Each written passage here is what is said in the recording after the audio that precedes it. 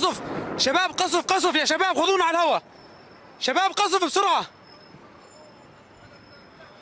بسرعة يا شباب، يا شباب خذونا على اللايف.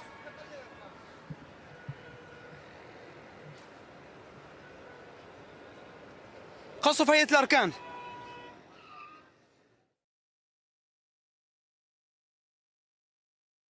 غارات عنيفة جدا، 4 صواريخ، 4 صواريخ، 4 صواريخ. وائل، غارة عنيفة جدا، غارات عنيفة للغاية، غارات عنيفة للغاية. وائل، غارات عنيفة للغاية.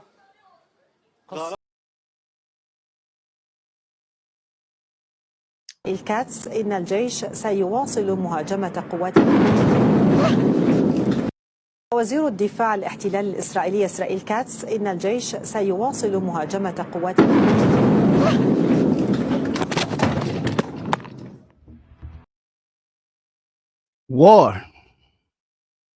War, ladies and gentlemen, war and the rumors of war from the great Bob Marley. So this is a special episode. We're going to have 2 different interviews. Dan Kovalik, former professor of University of Bridgeport, and then the University of Pittsburgh, Jesus. And then we'll also have former CIA agent John Kiriakou. But first, we're going to cover the attack that is going right now off the behest of Israel. And that's where I have my friend Dan Kovalik to come on as well, too. He's actually here right now, so let's bring him on right now. Make sure you get situated. But this is a very, very important subject. For a lot of people that watch this episode, watch the show, that have followed the show and also have followed my life as an activist, Syria has been a very big part. Let's bring on Dan Kovalik right now. All right. How's it going, Dan? Good. How are you? Hold on. Let me switch my audio. I'm on speakers for some reason. No problem.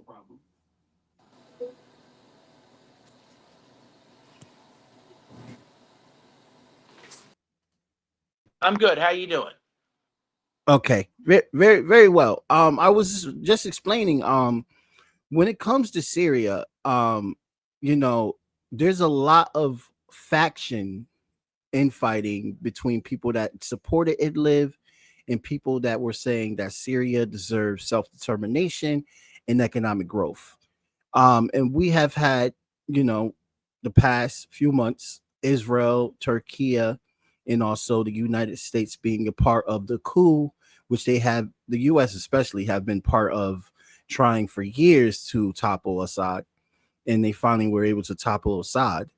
And I, as an activist, was threatened at my job a few years ago, just because I said that Syria deserves the right to economic growth and self-determination, and was opposing Idlib and was opposing anyone that wanted to say that they want to topple the Assad regime, because I guess we all felt that what is happening right now would be put in place a long time ago. We all felt this way. And I'm 33 years old, so clearly people that are older than me felt this way longer, that we're on top of this issue. And here we are. We're seeing it in fruition. But what really confuses me, Dan, is why is Israel attacking the government that they put in power?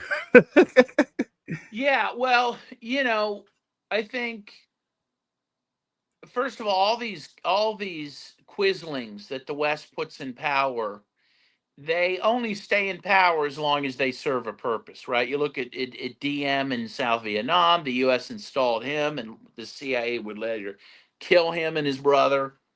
Right. The U.S. supported Mobutu in Congo for a long time, and then got rid of him.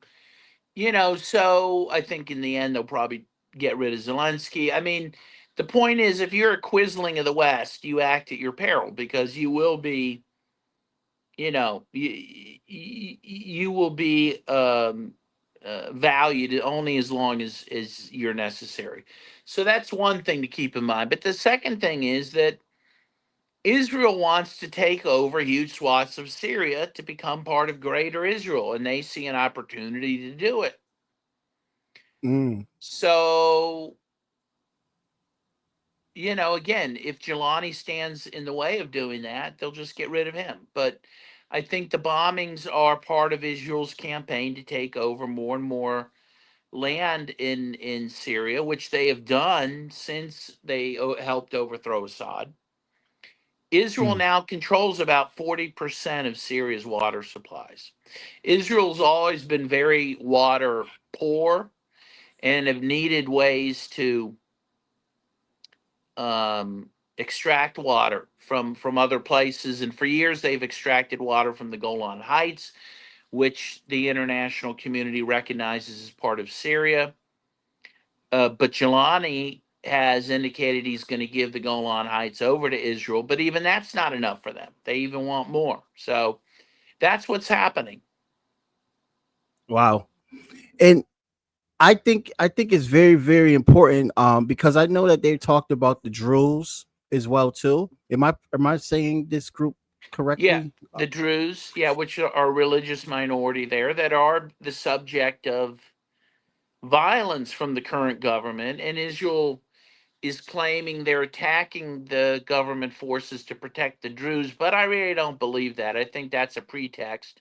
And indeed, I read in the Times of Israel this morning that the Druze leaders are saying they don't want Israel doing this. They don't want Israel to intervene on their behalf. Even people who hate Jelani, the current leader of Syria, they're still Syrians. They don't want foreign intervention. Yeah, I've heard that also. That I don't know if this is correct, but I saw that it was reported that since HTS is doing this sectarian ethnic cleansing of certain groups of minorities in Syria, being the Alawites and Christians and the Druze, that the Druze were begging for Israel to come and help them out. But you don't think that's true at all? That you report that the Druze were like, no, we do not want you guys to come in here and bomb the hell out of this country more. The latest I've seen is that they do not want Israel to intervene. Yes. So Israel is basically doing this as an expansionist ideal, basically. Yeah, which is pretty much why they do everything. I mean, right. That's the logic of Israel is constant expansion, occupation, domination, and that's what's going to happen here. I mean, it's devastating for the country of Syria. They're basically being carved up by Israel, Turkey, and the United States. Jesus Christ. Which still controls over a third of Syria. The U.S. is still occupying a third of Syria, the most oil and grain rich part. Turkey's occupying some of the northern region. Now Israel's occupying some of the southern region. So it's a disaster. Wow. Is this like basically a situation that could end up like what happened to Kurdistan being broken apart? Yeah, or the former Yugoslavia. I mean, this is called balkanization. This is, I think, the goal.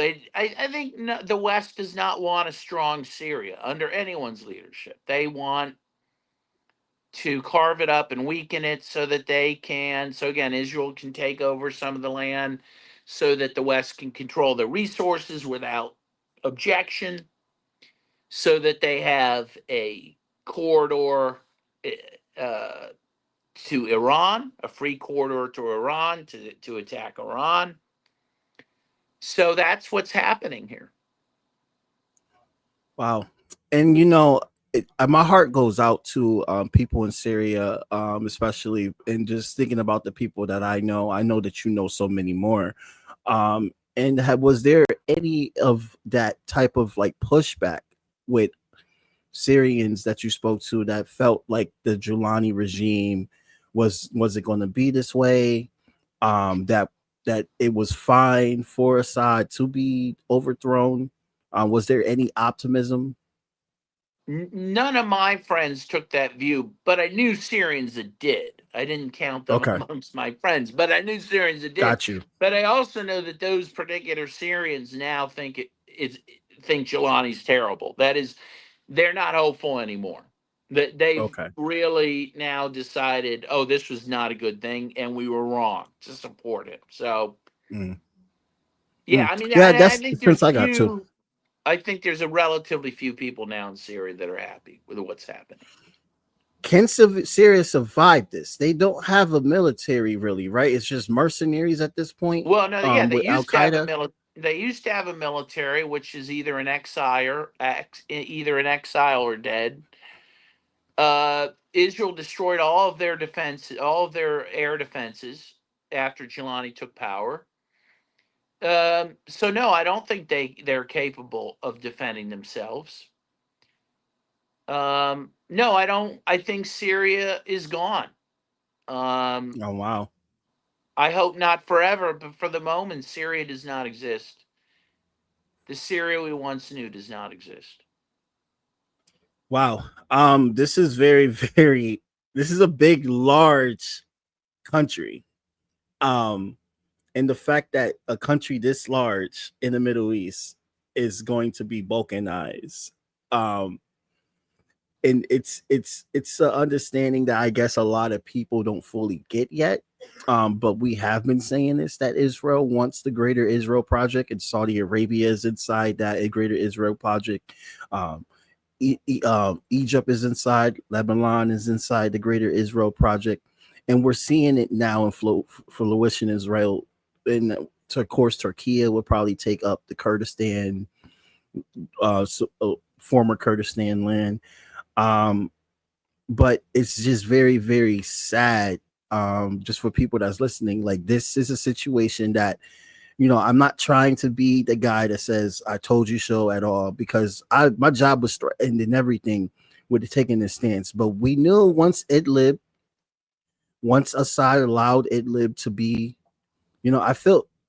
Here's a question: do you think Russia should have destroyed Idlib, and we would never had the situation instead of? Well, they certainly should have destroyed the terrorist groups Right. within Idlib. Yes, situation should not have been allowed to fester the way it did, and we now see the results of it.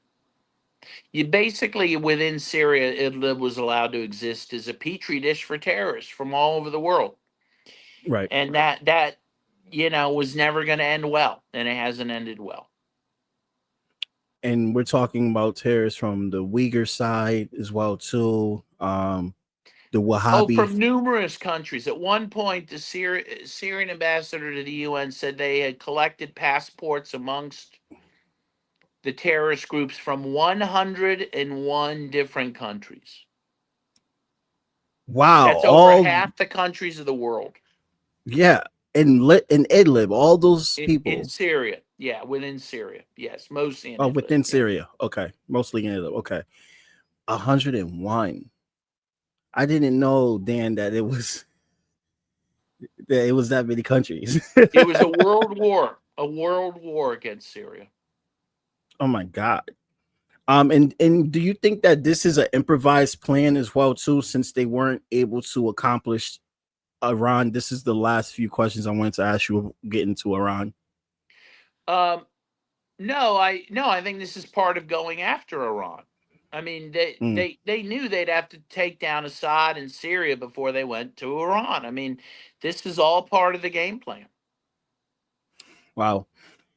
Yeah, I mean, I definitely agree with that. I just felt that the reason why, the 12-day war ended was because they realized that the goal was, as much as they didn't want to acknowledge it on the U.S. side, but on the Israel side, they were pretty clear that they were looking to topple the Ayatollah.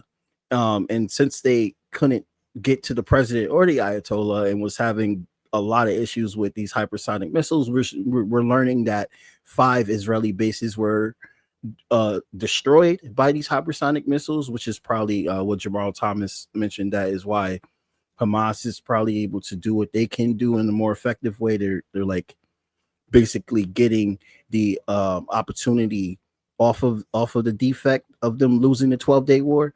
I just felt that.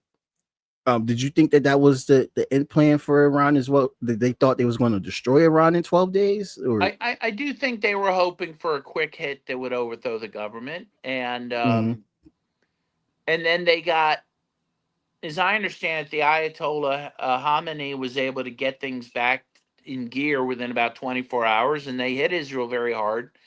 And then Israel wanted the war to end because they were losing it.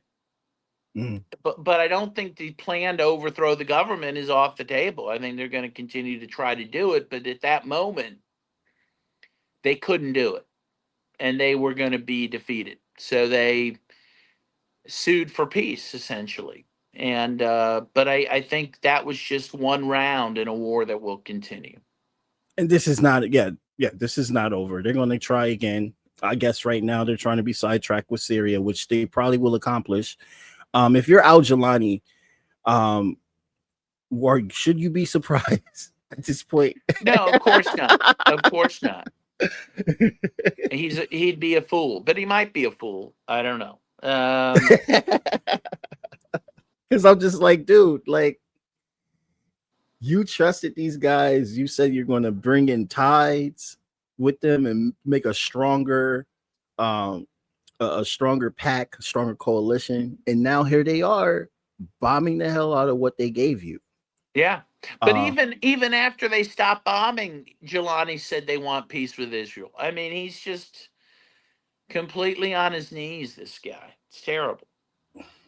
Jesus Christ, man. And I just, like, listeners, Dan, thank you so much for coming on the show. You're welcome. Answering these questions. Because I just felt like it's very important that at least the little audience that I have see the clarity of why all this makes sense, even though it doesn't make sense to the naked eye. You know what I mean?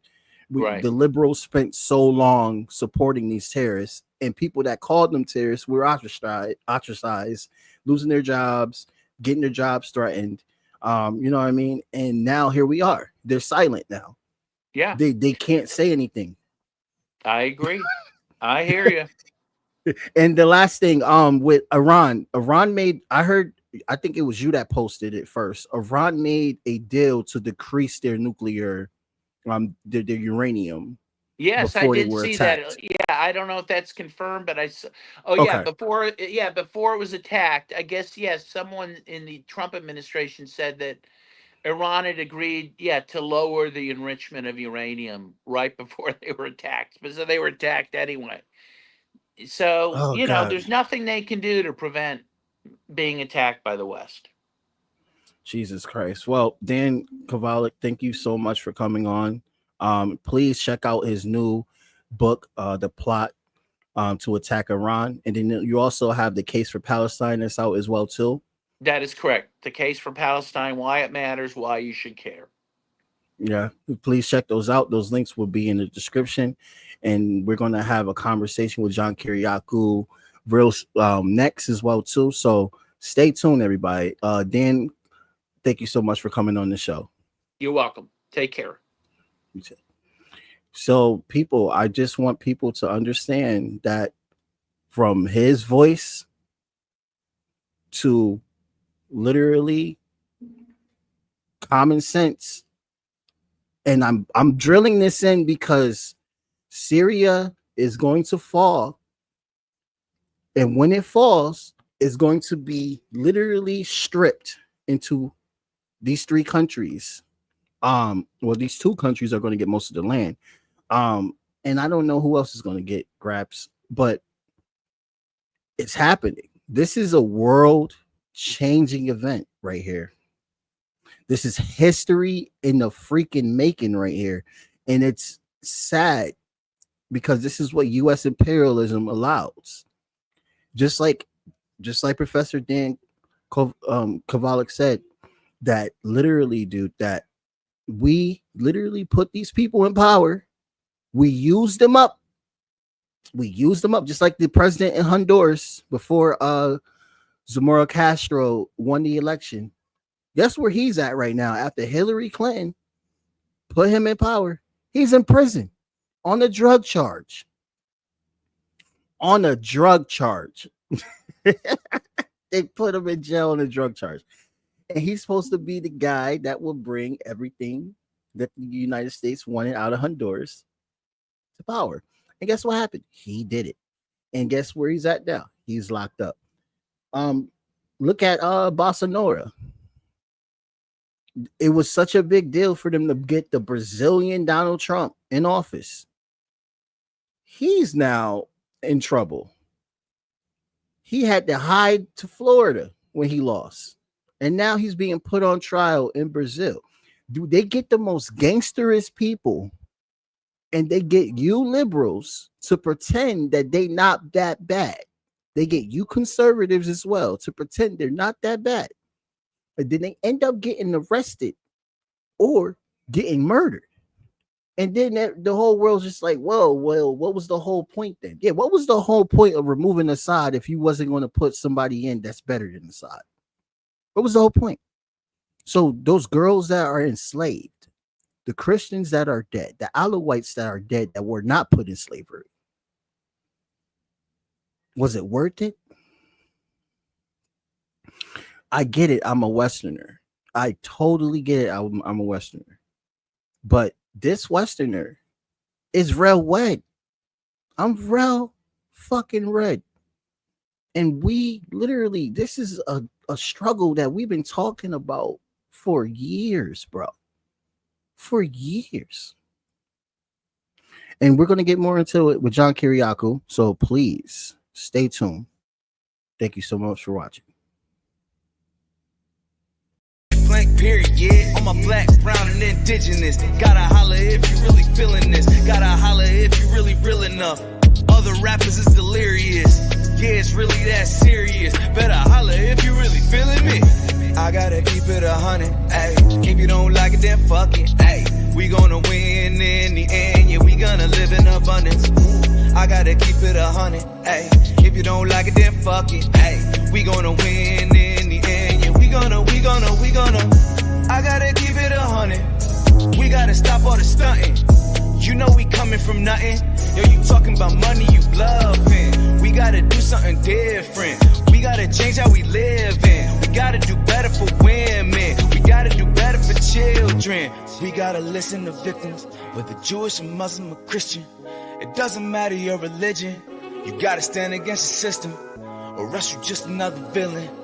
How you just sitting there chilling?